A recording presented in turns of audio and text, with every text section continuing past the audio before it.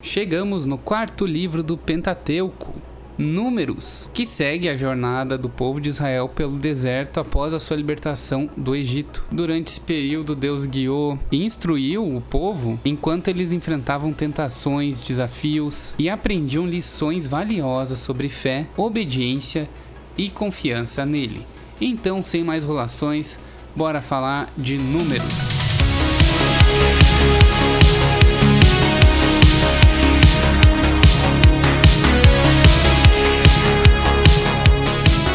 E aí, pessoal, mais um livro concluído aí da Bíblia, né? Dessa vez Números, aí pro nosso projeto da LCB, Leitura Conjunta da Bíblia.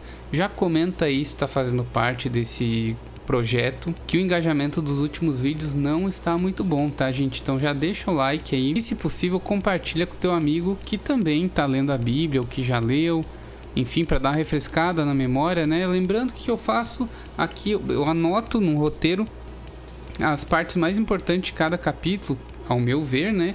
E vou lendo para vocês. Volta e meia eu paro, dou alguma explicação sobre alguma coisa, ou dou minha opinião, né? E peço para que vocês deem a opinião de vocês nos comentários. E caso achem que eu deixei passar alguma coisa, né, e tal, em algum dos capítulos, enfim, alguma coisa importante, também comenta aí para deixar ainda melhor, né, esse ambiente e esse nosso vídeo. E lembrando que eu tenho o link aí do estante virtual, que vocês podem comprar livros raros, tá? Tá aí na descrição, tem cupom de desconto, e só de clicar nesse link tu já me ajuda, tá? Eu já ganhei uma comissãozinha só de tu clicar no link. Então, se estiver vendo esse vídeo, vai aqui na descrição e clica no link, que isso faz toda a diferença do mundo. Outra coisa também, se tu quer acompanhar outras leituras conjuntas que a gente faz aqui no canal, tem o link aí do Apoia-se, tá? Que é a nossa nova plataforma aí do nosso Clube do Livro. Então, conto com o apoio de vocês. E no mais é isso, bora pro vídeo. Então, só fazer um adendo antes, que a gente tá vendo toda essa viagem do deserto, né? Que a gente tá acompanhando até Canaã. E ela dura 40 anos ao longo desses livros, né? E se a gente pegar mesmo, hoje em dia, a gente vê que essa viagem que eles estão fazendo a pé e tal dura 2 semanas. Então é de se questionar assim, por que isso acontece? Por que eles levam 40 anos? E aqui a gente tem a resposta, né, gente? O povo de Israel é muito teimoso, não é só nesse livro. Eles sucumbem demais às tentações, né? Eles questionam demais a Deus, a Moisés, e Deus acaba castigando esse povo. Então é meio, eles ficam andando em círculos, né? Aí também tem toda uma questão de que algumas pessoas das gerações anteriores também não podem ter acesso a essa terra e tal. Então tem toda uma explicação para isso, tá? Não é tipo que é errado ali, que a Bíblia diz errado e tal. Não, é porque Deus quis assim, a gente consegue ver bem. E isso é bastante explícito nesse livro. Outra coisa que eu quero falar é que bastante gente veio falar comigo e dizer que não gostava do livro de Números, que ele era o mais chato. E cara, eu achei ele muito legal. Só o início ali é um pouco maçante, os primeiros 10 capítulos, né?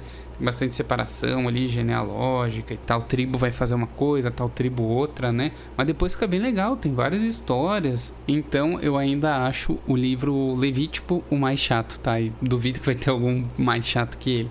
Mas enfim, vamos começar. Lembrando, né?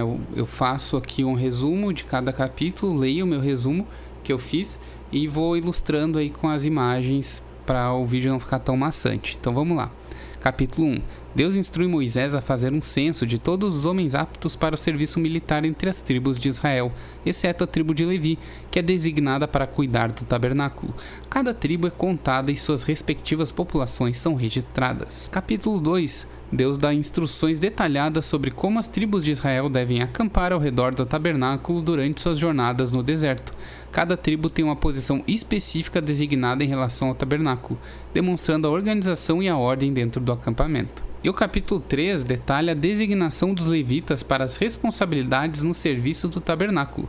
Os levitas são separados para servir como ministros e guardiões do tabernáculo, enquanto a tribo de Levi é contada separadamente das outras tribos. E no capítulo 4 nós temos instruções específicas que são dadas aos levitas sobre como desmontar, transportar e montar o tabernáculo e seus utensílios. Os levitas são responsáveis por cuidar dos objetos sagrados do tabernáculo e por garantir que sejam manuseados e transportados adequadamente durante as jornadas de Israel pelo deserto. E no capítulo 5 são estabelecidas leis sobre impureza cerimonial, incluindo casos de ciúmes entre marido e mulher e como lidar com o pecado e a restituição.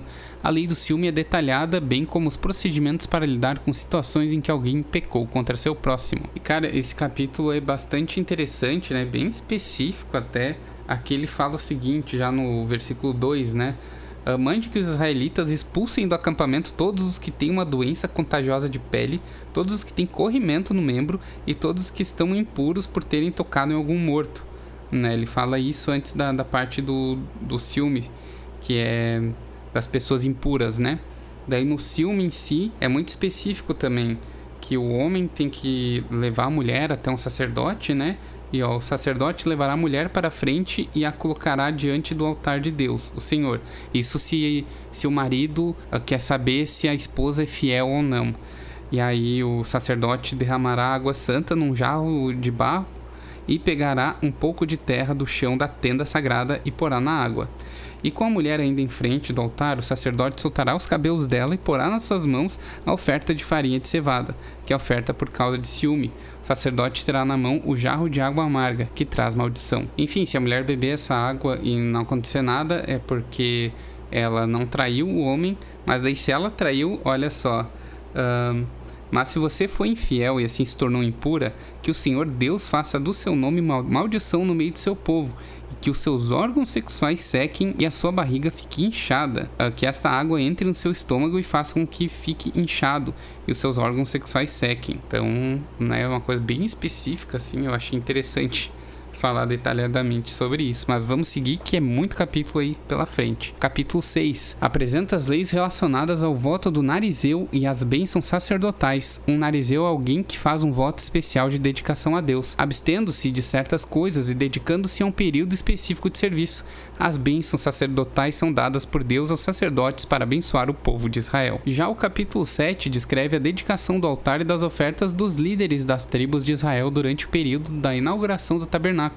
Cada líder traz ofertas específicas ao Senhor, demonstrando sua dedicação e compromisso com Deus e com o tabernáculo recém-construído. Capítulo 8. Aqui encontramos instruções sobre a purificação dos levitas e sua consagração ao serviço do tabernáculo.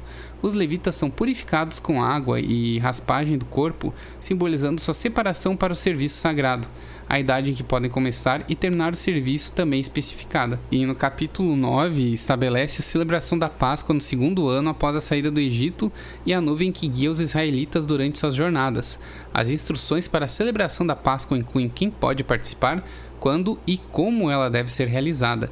A nuvem sobre o tabernáculo é descrita como uma manifestação da presença e orientação de Deus para o povo de Israel. E lembrando que várias dessas leis que são passadas aqui e dessas especificações a gente já viu também em livros anteriores e são repetidas, né? Então é muito aquele recurso narrativo da oralidade que precisa ser repetido para entrar na memória, né? E enfim, agora começa a ficar mais legal, né? Esse livro, o livro de Números. Então, a partir do capítulo 10. Aqui é feita a fabricação das 2 trombetas de prata e seu uso para convocar a congregação e sinalizar o movimento do acampamento. As trombetas são usadas para convocar a assembleia, sinalizar a partida do acampamento e chamar a atenção de Deus em tempos de guerra e celebração. Elas servem como um meio de comunicação importante entre Deus, Moisés e o povo de Israel durante suas jornadas no deserto. E aí no capítulo 11 o povo de Israel começa a reclamar da falta de variedade alimentar no deserto e anseia pelos alimentos que tinham no Egito. Isso desagrada a Deus, né? Pô, no Egito os caras passavam fome, eram escravos, então como assim eles sentem falta disso, né? Mas enfim... e Moisés também se sente sobrecarregado com o fardo de liderar o povo.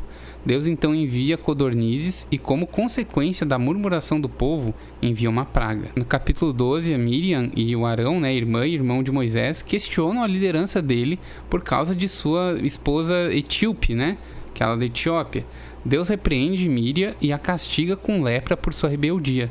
Moisés intercede por ela e Deus a cura, mas ela é temporariamente isolada do acampamento por 7 dias, né, que é a lei da doença de pele mesmo. Capítulo 13, Moisés envia 12 espiãos, né, um de cada tribo de Israel, para explorar a terra de Canaã.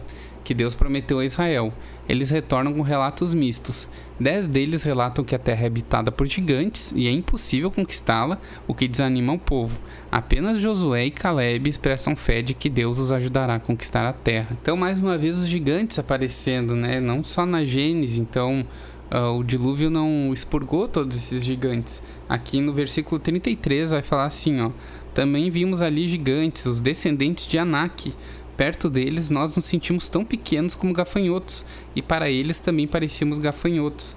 E se a gente voltar em Gênesis, capítulo 6, versículo 4, a gente vai ter o seguinte: havia gigantes na terra naquele tempo, e também depois, quando os filhos de Deus tiveram relações com as filhas dos homens, e essas lhes deram filhos. Esses gigantes foram os heróis dos tempos antigos, homens famosos, né? Então tem uma ligação com essa parte aqui. Então é interessante, né? Mas enfim, vamos continuar, né? Lembrando, apenas Josué e Caleb expressam fé que Deus vai ajudar, mesmo sendo gigantes ali, tendo muralhas, né? Que eles falam que Deus vai ajudar a vencer eles. E aí no capítulo 14, o povo de Israel murmura contra Moisés e Arão por causa do relato negativo dos espiãos, né? Desejando voltar para o Egito e até mesmo escolhendo um novo líder para os conduzir de volta. Deus se enfurece com sua falta de fé e ameaça destruir a nação. Mais uma vez, né? Não é nem o primeiro livro que Deus ameaça dizimar o povo inteiro, né? Mas aí mais uma vez Moisés intercede em favor do povo. Deus decide perdoar o povo, mas declara que a geração que saiu do Egito, com exceção de Josué e Caleb, não entrará na terra prometida. Então por isso que a gente tem os 40 anos também. Eles vão ficar andando aqui, ó, em círculos e círculos. Isso aqui é uma punição divina por eles não acreditar. Então até muita gente vai falar: mas por que Deus pede para fazer listinha com nomes, né, números? Então a gente tem vários números ali de cada tribo, cada pessoa faz tal coisa, cada exército faz tal coisa, e a gente se pergunta: pô, mas por que Deus não é onisciente, onipresente? Ele não sabe de tudo isso? Claro que ele sabe, mas ele dá uma ordem que precisa ser obedecida, e se não for obedecida, aquele povo não é digno dele, né? Então é meio que isso, essa é a moral, é por isso que ele dá essas ordens, né? E a gente vai lendo a Bíblia e vai entendendo mais essas coisas, né? Mas enfim, capítulo 15. Esse capítulo contém leis sobre ofertas de manjares, observância do sábado e a obrigatoriedade do uso de franjas nas vestes como um lembrete dos mandamentos de Deus. Mais uma coisa bem específica, né? E aí no capítulo 16, Corá, Datã, Abirão e outros líderes se rebelam contra a autoridade de Moisés e Arão. Eles questionam por que apenas Moisés e Arão têm autoridade no acampamento e desejam liderança compartilhada. Deus intervém dramaticamente, abrindo a terra, engolindo Corá e seus seguidores como punição por essa rebelião. Então, né, a terra suga eles, é bem intensa essa parte. E aí no capítulo 17, para confirmar a liderança sacerdotal de Arão, cada líder de tribo coloca uma vara dentro do tabernáculo.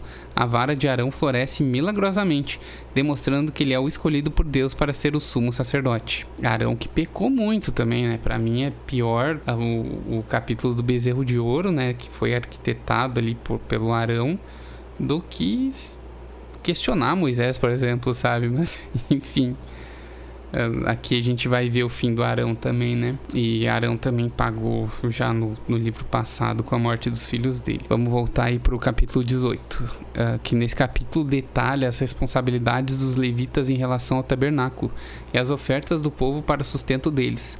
Deus designa os levitas para servir no tabernáculo, cuidando dos utensílios sagrados e realizando várias funções religiosas. As ofertas do povo são destinadas a sustentar os levitas em seu serviço sagrado. E aí no capítulo 19, Deus institui a ordenança da vaca vermelha como um meio de purificação da impureza cerimonial. A cinza da vaca vermelha misturada com água é usada para purificar aqueles que foram contaminados por contato com o cadáver. E no capítulo 20, a Miriam, a irmã de Moisés, morre. O povo de Israel murmura novamente por causa da falta de água, e Deus ordena a Moisés que fale com uma rocha para trazer água. Em sua frustração, Moisés fere a rocha 2 vezes, o que leva Deus a declarar que Moisés e Arão não entrarão na terra prometida. Olha isso, cara.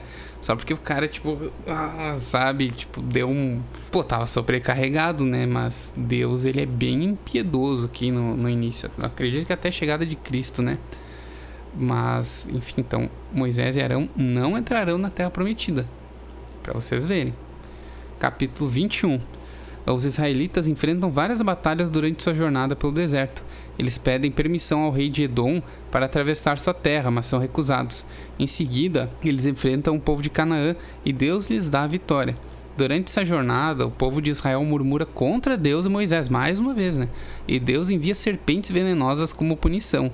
Moisés então levanta uma serpente de bronze, e aqueles que olham para ela são curados. E aí no capítulo 22, o Balaque, o rei de Moabe, né, teme os israelitas e contrata Balaão, um profeta pagão, para amaldiçoá-los. É bem legal essa parte. Deus fala com Balaão e o proíbe de amaldiçoar Israel. Balaão tenta amaldiçoar Israel 3 vezes, mas todas as vezes Deus impede de fazê-lo. Então ele vai amaldiçoar, mas ele acaba falando bem, sabe? É bem legal essa parte, cara. E aqui, continua no próximo capítulo, né? Balaão abençoa Israel em vez de amaldiçoá-los, porque Deus está com eles e os protege. Ele profere 4 oráculos de bênção sobre Israel, reconhecendo a fidelidade de Deus para com eles. E no capítulo 24, o Balaão profetiza novamente a favor de Israel e abençoa as tribos de Israel. Ele profere mais 4 oráculos de bênção, incluindo uma profecia sobre um rei vindouro que surgirá de Israel. Então, mais precisamente, é um versinho que ele faz, né? É no versículo 19. Dos descendentes de Jacó sairá o dominador, que acabará com os que ficarem com a vida nas cidades. Então, para mim, aqui ele tá falando de Davi. Lembrando, eu nunca li a parte de Davi, eu só li ali Davi e Golias, né? Nunca li toda a parte, mas para mim ele tá profetizando Davi, né? O que vocês acham aí? Quem não leu a Bíblia, quem leu aí, comentei, tô certo? Eu acho que é o que mais faz sentido, né? Vai, agora mais um capítulo muito tenso, cara. Capítulo 25, que os israelitas, eles começam a se prostituir com as mulheres moabitas e adorar os deuses deles. Isso provoca a ira de Deus, né? Logicamente. Uma praga irrompe entre o povo de Israel. Finéias, que é o neto de Arão, mata um casal israelita que estava pecando publicamente e com isso a praga é detida. Então Deus vê nesse gesto do Finéias, né, como perdão definitivo. O cara vendo lá eles pecando, né, publicamente, e aí ele acaba com essa praga que ele tinha jogado. Então, capítulo 23, um segundo censo é realizado entre os israelitas, contando aqueles que têm mais de 20 anos e são elegíveis para o serviço militar. Este censo é realizado antes da entrada na terra prometida para determinar a distribuição da terra entre as tribos. Esse capítulo é interessantíssimo, gente, capítulo 27, que é o capítulo onde as filhas de Zelofiade pedem a Moisés que lhe seja concedida uma herança na terra, já que seu pai não tinha filhos homens, né? Então Deus instrui Moisés a conceder sua solicitação, estabelecendo uma lei sobre herança quando não há filhos homens, porque elas tinham tanto direito quanto das outras tribos, mas como não tinha filho homem, elas não tinham ainda uma lei que decidisse isso. Então elas vão falar com Moisés fala assim, espera aí, eu vou falar com Deus. Fala com Deus, e aí Deus fala que elas têm sim esse direito, né? Então é feita mais uma lei falando não só disso, de quando não há filhos homens, mas também quando não há filho nenhum, para quem fica, né? Fica no irmão, e se o irmão já tem morrido, é para tal pessoa, né? E assim adiante. Então ele é bem detalhadinho, cara, é bem legal isso. No capítulo 28 são dadas instruções sobre as ofertas diárias, semanais e festivas que devem ser oferecidas ao Senhor no tabernáculo. São detalhadas as ofertas de manjares, as ofertas de vinho e as ofertas de animais para os diferentes dias e festas. Nada diferente que a gente não tenha visto em Levítico, né? Onde tudo isso é muito detalhado. Capítulo 29. Continuando do capítulo anterior, são dadas mais instruções sobre as festas religiosas e ofertas associadas a elas, incluindo as festas da trombeta, do dia da expiação e dos tabernáculos. São detalhadas as ofertas específicas para cada uma das festas. E no capítulo 30 aborda a questão dos votos feitos por homens e mulheres. Moisés estabelece leis sobre como os votos devem ser feitos e cumpridos e como devem ser tratados os votos de uma filha solteira ou uma mulher casada. Então esses votos aí seriam juramentos, né? Enfim, juramentos a Deus, assim. Então é bem específico também quanto a isso. E no capítulo 31, após a morte de Balaão, Moisés lidera uma campanha militar contra os midianistas, um povo que havia seduzido os israelitas para o pecado, né? E os israelitas obtêm uma vitória esmagadora e matam todos os homens midianitas, capturando mulheres, crianças e saqueando suas cidades. No entanto, Moisés ordena a morte das mulheres que tiveram relações sexuais com homens. Então só ficam vivas as virgens. E no capítulo 32, as tribos de Ruben e Gade, juntamente com metade da tribo de Manassés, desejam ficar nas terras a leste do rio Jordão, pois são boas para a criação de gado. Moisés concorda, mas com a condição de que eles ajudem as outras tribos a conquistar a terra prometida antes de se estabelecerem em suas próprias terras. E aí no capítulo 33, aqui a gente tem um resumo das jornadas dos israelitas, né? Desde que saíram do Egito até chegar nas planícies de Moabe, na fronteira da terra prometida. São listados os acampamentos e paradas que fizeram ao longo do caminho. E isso nos traz toda uma questão também editorial, né, cara, da Bíblia e tal. Esse capítulo aí tem um resuminho ali, cara, é muita informação, muita informação. Então tem esse capítulo que vai nos dar um resuminho, né? Tipo aqueles episódios de seriados ou sei lá de anime, onde tem todo o resumo do anime até o momento, né? Seria tipo isso ali desde a parte do Êxodo até esse capítulo. Então é bem interessante, né, cara? E continuando então no capítulo 34, Deus instrui Moisés a delinear as fronteiras da terra prometida, que incluiriam desde o deserto até o Rio Jordão e o mar Mediterrâneo. Moisés designa líderes para ajudar na divisão da terra entre as tribos de Israel. E no capítulo 35, Deus ordena que cidades de refúgio sejam estabelecidas onde aqueles que cometem homicídio involuntário possam encontrar proteção contra a vingança. 6 cidades de refúgio são designadas, 3 a leste do Jordão e 3 a oeste do rio. São especificadas as leis relacionadas a isso. E para fechar então o capítulo 36, as tribos de Ruben e Gade expressam preocupação de que, se casarem com mulheres de outras tribos e essas mulheres herdarem terras fora da tribo, isso diminuiria a herança de suas próprias famílias. Moisés e os líderes decidem que essas mulheres devem casar dentro de suas próprias tribos para preservar a herança de suas famílias, né? Aí, antes de terminar o vídeo, eu quero falar de 2 coisas que eu não anotei aqui no roteiro, tá? A primeira é sobre Deus falando já para Moisés que ele vai morrer, né? Que é no capítulo 27, a partir do versículo 12, aqui ó, Josué, o novo líder do povo, né? Depois de Deuteronômio, o livro é Josué, né? Então a gente vai ver ele liderando esse povo aí. O Senhor Deus disse a Moisés, esse é o versículo 12, tá? Suba esta serra de Abarim e veja a terra que estou dando aos israelitas. Depois de a ter visto, você morrerá, como aconteceu com seu irmão Arão, porque vocês dois se revoltaram contra a minha ordem no deserto de Zim. Então, né, eu falei que Deus pune eles, que eles não podem entrar na terra, mas o Moisés ele vai conseguir enxergar, né, que já tem um vislumbre disso. E a outra parte também eu quero falar da morte do Arão, né, que eu não citei aqui, que é no capítulo 20, eu só anotei ali a da Miriam, né, cara. Então a morte de Arão é no capítulo 20 também, versículo 22, tá? Ó, todo o povo de Israel saiu da cidade de Cádiz e chegou até o Monte Hor, na fronteira de Edom. Ali o Senhor Deus disse a Moisés e Arão: Arão não entrará na terra que eu prometi dar aos israelitas. Ele vai morrer porque, no caso da água de Meribá, vocês se revoltaram contra as minhas ordens. Traga Arão e Eleazar, o filho dele, e mande que subam ao Monte Hor. Depois tire as roupas de Arão e vista em Eleazar. Arão vai morrer ali. Moisés fez como o Senhor havia mandado. Eles subiram o Monte Hor diante de todo o povo. Moisés tirou as roupas de sacerdote que Arão vestia e pôs em Eleazar. E Arão morreu bem no alto do monte. Depois Moisés e Eleazar desceram dali. Então é assim que morre o Arão, né? Só esqueci de citar mesmo. E aí lembrei quando fui ler o roteiro, né? Porque ficar editando esse roteiro é complicado, né, gente? Peço até desculpas pelo equívoco. Enfim, a gente termina números aí, né, no capítulo 36. E, cara, a gente pode tirar muitas lições valiosas, sabe, desse livro. Eu gostei bastante, cara. Eu realmente gostei desse livro. E ele nos ensina a não questionar. Muitas vezes a gente questiona a Deus, né, cara? Pô, quantas vezes eu me peguei questionando a Deus? Pô, por que não fui eu? Por que eu não... Só dando um exemplo, né? Por exemplo, quando eu fiz a faculdade, o vestibular na URGS, que é a faculdade federal, eu tava 100% preparado para passar na prova específica de música. E eu não passei, cara. Eu rodei no solfejo, eu rodei por causa de uma coisa só. E eu ficava perguntando, mas por que, Deus? Por que isso?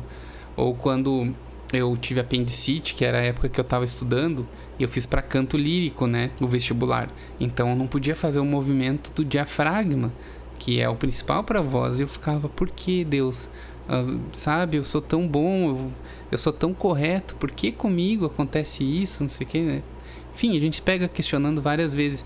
E hoje eu vejo a superação que eu tive nesse momento aí de doença, né, quando eu tinha 16 anos. E assim, eu não me daria bem nessa faculdade. Eu amo música, eu amo demais, de paixão, né, mas assim, música erudita, amo demais, cara, mas não seria o meu emprego dos sonhos, sabe? Eu gosto muito mais do que eu tô fazendo hoje. Então Deus me botou em várias provas, vários caminhos, até eu chegar onde eu tô. E provavelmente daqui a anos eu vou estar em outro lugar, sabe? Ou vou estar melhor, assim, espero. Mas vão ter provas ao longo desse caminho. E eu aprendi com essa leitura a não questionar. Na verdade, eu já aprendi muito antes a não questionar, né? Mas esse livro de Números serviu de reforço, cara, a não questionar. Que Deus sabe o que faz, cara. Então a gente vê aí o povo questionando, e é uma coisa assim que sirva de lição, cara. Já falei com tanta gente, tantos amigos meus, que os caras só veem o lado ruim da vida, sabe? Sabe aquela anedota do copo meio cheio ou meio vazio? Os caras sempre veem o copo meio vazio, cara. E eu falo pra eles, quando vocês mudarem a visão de mundo de vocês veem que o copo tá meio cheio, cara, a vida de vocês vai mudar. Não adianta só reclamar, porque... Vou dar um exemplo muito ruim aqui, mas, por exemplo, o cara tá reclamando, porque eu trabalhei anos e tal, agora eu tenho a minha banda e eu vou tocar guitarra, e a minha guitarra é uma Tajima, que é a guitarra mais barata, né, a guitarra brasileira e tal, e não é uma Ibanez, né, que é a guitarra que o fulano queria. Enfim, aí tu tem uma guitarra, tu pode tocar, mano, sabe? Não é... Tu tem uma guitarra, seja grato por isso, entendeu? É um exemplo muito nada a ver, mas foi a primeira coisa que me veio à cabeça, sabe? Então é esse tipo de coisa, cara. Porque eu não tenho dinheiro pra viajar no final de semana. Cara, vai no mercado, tu tá com a tua família, tu vive com a tua família, vai no mercado, compra uma... Tô citando o exemplo desses meus amigos, né, por exemplo. Compra uma carne, faz um churrasco com a tua família, aproveita, cara. Aproveita que tua mãe, teu irmão tá contigo, entendeu? É isso, mano. Isso é vida, cara. Seja grato. Seja grato pelo que tu tens, entendeu? Então é isso, mano. E termino com essa pregação aqui, bem pastorzão mesmo, mas é isso, sabe, cara? E uso o meu exemplo. Nossa, cara, quando eu fui pra São Paulo, eu reclamava muito da minha vida, assim, reclamava. E às vezes tava tri boa, sabe? E daí por números, né, gente, por números. Era na época que eu fazia live na Twitch. E daí eu vi a minha live lá, tinha 100 pessoas na live. Gente pra caralho, né? Aí eu reclamava, mas a live do fulano é tão pior, o cara nem tem valor, é só bobagem na live do cara, e tem 200 pessoas, sabe? Sempre via o lado ruim, e não era ruim, minha live tinha 100 pessoas interagindo o tempo todo, entendeu? Então é isso, mano, é isso, tem que ser grato por ter as 100 pessoas, e não reclamar que no fulano tem 200, entendeu? É meio que isso, cara, que sirva de lição aí pra quem não tinha pegado esse pensamento. A minha vida mudou, tá? Depois que eu comecei a ser grato pelas coisas. Depois que eu li sobre uma oração, né? Como fazer uma oração assim mais poderosa. E de agradecer mesmo, cara. Sabe? Não é... Tipo, ela é poderosa e ela é simples, cara. E a Bíblia nos ensina muito isso. Ver o poder nas coisas mais simples da vida. Entendeu? Então, termino o vídeo assim. Espero que vocês tenham gostado aí do vídeo. Eu tô gostando muito de ler a Bíblia, cara. Eu tô sendo, mais uma vez, antes dessa palavra, muito grato a Deus por estar sempre com pessoas aqui comigo, comentando, compartilhando, enfim, curtindo esse momento junto, né, cara, de debate e tudo mais, e de estudo, de aprendizado. Então, no mais é isso. Vejo vocês aí no Deuteronômios, né, no próximo vídeo. Mas não percam os próximos vídeos do canal. Tem vídeos maravilhosos aí. E que eu adiantei, inclusive, lá no Clube do Livro, tá? Do Apoia-se. Então, quem puder apoiar aí, nossa, vai estar ajudando demais o canal. O linkzinho tá aí. Forte abraço e até mais.